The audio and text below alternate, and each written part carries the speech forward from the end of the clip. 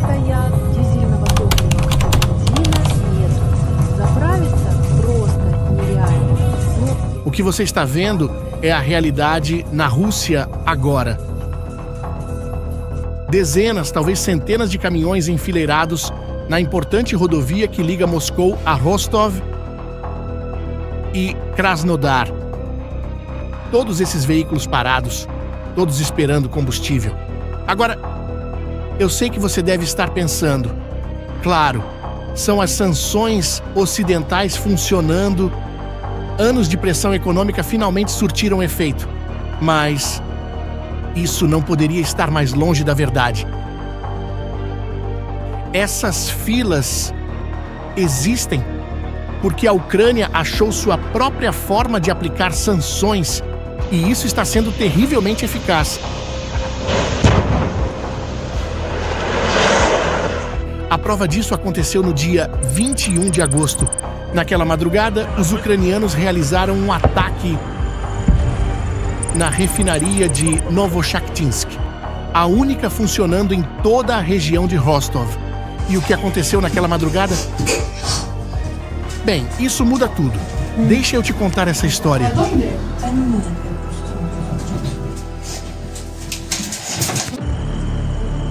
Na madrugada de 21 de agosto, a cidade de Novochakhtinsk acordou com o som de 5 explosões ensurdecedoras. A cidade fica a apenas 10 quilômetros da fronteira ucraniana. Os moradores relataram ter visto chamas enormes subindo ao céu noturno, com colunas de fumo negro pintando o horizonte. A refinaria de petróleo local estava pegando fogo. Em questão de minutos, vídeos do incêndio inundaram as redes sociais russas. Moradores filmavam das janelas de seus apartamentos. O brilho alaranjado das chamas iluminava a cidade inteira. Mas aqui começa a parte realmente interessante da história. Poucas horas depois, o Ministério da Defesa russo fez uma declaração oficial. Eles alegaram ter abatido 49 drones ucranianos durante a noite. 21 desses drones foram supostamente destruídos sobre a região de Rostov. Ou seja, segundo a versão oficial russa, todas as ameaças aéreas foram neutralizadas com sucesso. Agora, se você olha para essas imagens e a declaração russa, fica óbvio que tem alguma coisa errada aí. Afinal, como uma refinaria pega fogo se todos os drones foram destruídos? Como uma instalação estratégica como essa vira um inferno se a defesa aérea, na teoria, funcionou perfeitamente? Essa contradição expõe algo muito maior do que apenas um ataque isolado. Revela um abismo entre a propaganda russa e a realidade no terreno. Para entender por que isso importa tanto, deixa eu te explicar o que essa refinaria representa. A instalação de Novochakhtinsk não é apenas mais uma fábrica. Ela processa até 7,5 milhões de toneladas de produtos petrolíferos por ano. Se especializa na produção de óleo combustível, diesel e gasolina. Mas o que a torna realmente estratégica vai muito além dos números de produção. Sua localização é tudo. Fica a menos de 200 quilômetros da linha de frente no Donbass. É literalmente o posto de gasolina das forças russas que operam no sul da Ucrânia. Cada tanque, cada veículo militar, cada gerador que alimenta as comunicações militares russas naquela região depende do combustível que sai dessa refinaria. E aqui está o detalhe que muda tudo. É a única refinaria operando em toda a região de Rostov. Imagine por um momento, uma região inteira, do tamanho de um país europeu, com apenas uma fonte de combustível refinado. E os ucranianos, bem, eles descobriram isso. E transformaram essa instalação no que os estrategistas militares chamam de ponto de estrangulamento crítico. Isso quer dizer, em outras palavras, que apenas um alvo, quando destruído, paralisa toda uma frente de guerra. Mas essa não é a primeira vez que a Ucrânia faz isso. Na verdade, a refinaria de Novochakhtinsk virou uma obsessão para os planejadores militares ucranianos. E quando você percebe o padrão por trás dos ataques, fica claro que existe uma estratégia muito bem pensada por trás disso tudo. O primeiro desses ataques aconteceu em março de 2024 e forçou uma parada parcial das operações. Foi como se fosse um teste. Os ucranianos estavam aprendendo as defesas, testando rotas de aproximação, vendo como os russos reagiriam.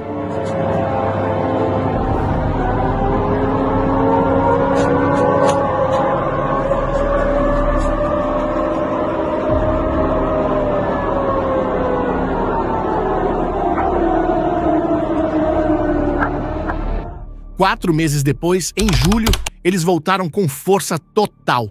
O exército ucraniano alegou ter destruído 1,5 milhão de toneladas de petróleo e produtos derivados naquele ataque. 540 milhões de dólares em combustível viraram fumaça numa única noite. Mas o ataque de dezembro foi diferente. Foi uma demonstração de poder, uma operação combinada da Marinha e do Serviço de Segurança da Ucrânia. Eles usaram pelo menos 13 mísseis e dezenas de drones. Não foi só um ataque, foi como se dissessem aos russos: nós podemos atingir vocês quando quisermos, como quisermos. O incêndio resultante foi tão intenso que podia ser visto do espaço. Agora, você deve estar se perguntando: como sabemos que tudo isso realmente aconteceu?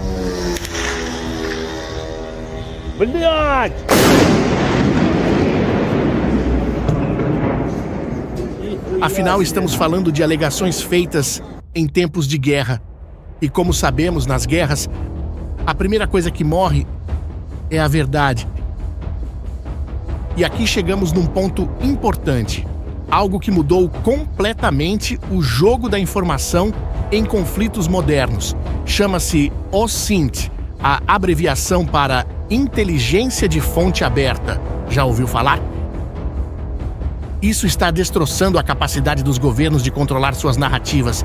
Deixa eu te dar um exemplo de como ele está sendo usado. Veja, dados de satélite da NASA, através do sistema FIRMS, detectaram incêndios extensos na refinaria em dezembro de 2024 e novamente em agosto de 2025. Esses dados são públicos, gratuitos e verificáveis por qualquer pessoa com acesso à internet. Quando o Ministério da Defesa russo diz que abateu todos os drones, mas o satélite da NASA mostra uma assinatura de calor massiva exatamente nas coordenadas da refinaria, temos um problema sério de credibilidade. Analistas independentes então cruzam esses dados de satélite com vídeos que civis russos postam no Telegram e encontram a provável localização dessas imagens. Tudo isso em questão de poucas horas. E é aqui que entra o OSINT. Ele basicamente pega informações públicas e monta um quebra-cabeça que revela a verdade. O governo pode mentir quanto quiser, mas os satélites não mentem. E essa revolução da informação está corroendo a capacidade do Kremlin de manter suas aparências. Agora, essa campanha contra Novochaktynsk é apenas uma peça de um quebra-cabeça muito maior. A Ucrânia está executando uma estratégia coordenada, geograficamente ambiciosa, contra todo o setor de petróleo e gás da Rússia. E quando você vê o mapa completo dos ataques, a escala é impressionante. Eles atacaram a refinaria de Ryazan, uma das maiores do país, localizada a mais de 500 quilômetros da fronteira ucraniana. O ataque causou uma redução de 50% na produção. Para uma empresa como a Rosneft, isso representa perdas de centenas de milhões de dólares por mês. Uma instalação da Rosneft no Oblast de Saratov interrompeu completamente a recepção de petróleo após um ataque em agosto. A refinaria de Novokuibishevsk cessou toda a produção no dia 2 de agosto. A refinaria de Afipsk, que tem um papel militar específico porque fornece combustível para aviões de guerra russos, também foi atingida. Mas o ataque mais audacioso foi contra o oleoduto Druzhba. Este não é apenas um duto qualquer. É uma artéria vital que transporta petróleo russo para o coração da Europa, incluindo países como a Hungria. O ataque à estação de bombagem provocou uma interrupção total, embora temporária, do fluxo. Isso foi mais do que um ataque militar. Foi uma demonstração geopolítica. A Ucrânia estava mostrando que pode interromper as exportações energéticas russas quando quiser, criando tensões diplomáticas entre a Rússia e seus clientes europeus. Os números revelam o verdadeiro impacto dessa campanha. No início de 2024, fontes ucranianas afirmavam que 12% da capacidade total de refinação da Rússia havia sido desativada. Uma análise independente da Reuters calculou um número ainda maior, 14%.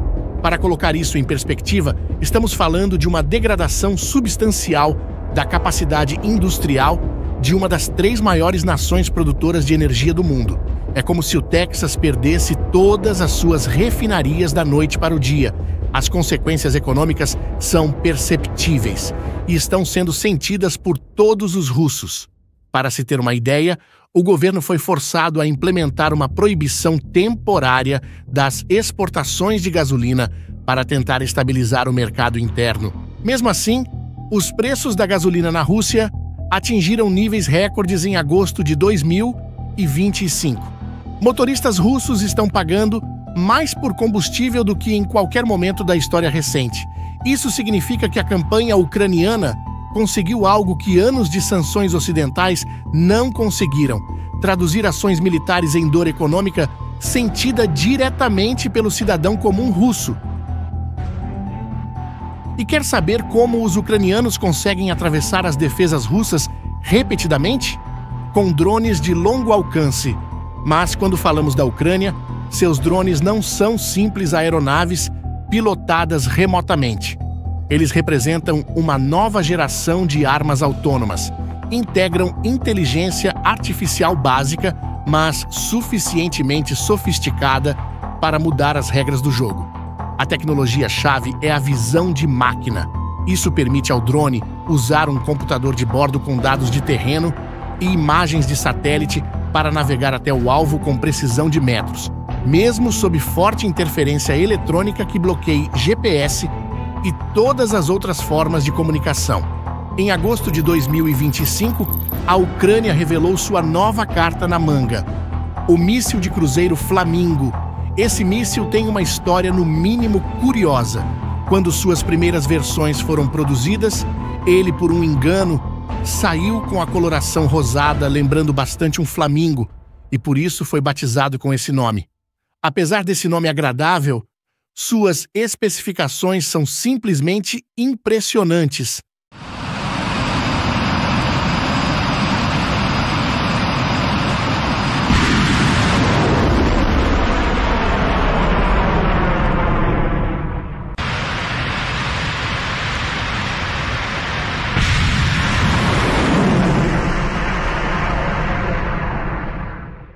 Alcance de mais de 3.000 quilômetros. Isso significa que, partindo do território ucraniano, esse míssil pode atingir qualquer lugar na Rússia europeia. Moscou, São Petersburgo, bases militares além dos Urais, tudo está ao alcance. A ogiva transporta entre 1.000 e 1.150 quilos de explosivos. Para comparação, isso é mais de 10 vezes a carga explosiva de um drone de ataque típico. Com essa arma, a Ucrânia ganha capacidade de destruição total. Se os drones causam incêndios e danos que podem ser reparados, o Flamingo pode aniquilar infraestruturas reforçadas permanentemente. A produção em massa está prevista para ainda esse ano. Quando isso acontecer, o equilíbrio estratégico mudará fundamentalmente. Enquanto a Ucrânia inova no ataque, a Rússia está travando uma batalha perdida na defesa. Para se ter uma ideia, a refinaria de Novochakhtinsk estava protegida por sistemas modernos de defesa aérea russos, incluindo o Pantsir e o Tor. Estes são sistemas que custam milhões de dólares, desenvolvidos especificamente para interceptar ameaças aéreas. Os repetidos ataques bem-sucedidos demonstram que toda essa tecnologia cara é inadequada contra enxames de drones pequenos de voo baixo e guiados por inteligência artificial. A situação ficou tão desesperadora que, em agosto de 2025, o presidente Vladimir Putin assinou uma ordem surreal. Ele determinou o treinamento de militares e voluntários civis para abater drones usando espingardas de caça de cano liso. Pense nisso por um momento. A segunda maior potência militar do mundo está ordenando que seus soldados usem armas de caça do século XIX para combater drones do século XXI equipados com inteligência artificial. O contraste não poderia ser mais dramático. De um lado, a Ucrânia desenvolvendo mísseis que navegam autonomamente por milhares de quilômetros. Do outro, a Rússia distribuindo espingardas e esperando que alguém acerte um drone voando a 200 km por hora. É um símbolo poderoso de como essa guerra está expondo as fraquezas tecnológicas russas. A guerra de narrativas revela ainda mais contradições. Autoridades russas locais tentam desesperadamente minimizar os danos e manter uma aparência de normalidade. Em Sevastopol, na Crimeia ocupada, o governador local chegou ao cúmulo de atribuir explosões massivas a um exercício militar pré-planejado. Isso contradizia diretamente o relatório do próprio Ministério da Defesa, que admitia um ataque de drones na península. A reação da população local foi imediata e sarcástica.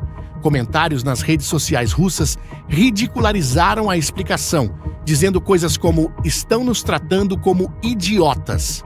Como você pode ver, com essas verificações em tempo real provenientes de dados públicos, tornou impossível para o Kremlin manter sua de competência militar, de que são infalíveis. Cada mentira é exposta em questão de horas. Cada exagero sobre defesas aéreas é confrontado com vídeos de incêndios reais. E agora, com a produção em massa do míssil Flamingo prevista para os próximos meses, a Ucrânia terá a capacidade de causar danos muito mais severos numa gama muito mais ampla de alvos. Não estamos mais falando apenas de refinarias, centros de comando e controle, bases navais, aeroportos militares, instalações de pesquisa de armamentos. Tudo pode virar alvo legítimo. Isso coloca a Rússia diante de um dilema estratégico impossível. Terá que escolher entre retirar mais sistemas de defesa aérea da linha de frente para proteger seu território interno, enfraquecendo assim suas operações ofensivas na Ucrânia, ou aceitar que seus ativos estratégicos continuarão sendo destruídos sistematicamente. Nenhuma das opções é boa. Como você pode ver, essa guerra tem um custo enorme e esse custo está sendo cobrado diretamente daqueles que a iniciaram. Agora me diz, o que você acha dessa estratégia da Ucrânia? Acredita que eles podem fazer mudar os rumos desse conflito? Deixe a sua opinião nos comentários. Se este conteúdo te ajudou a entender melhor o que está acontecendo na guerra, compartilha com seus amigos e se inscreve no canal para mais análises como esta. Até a próxima!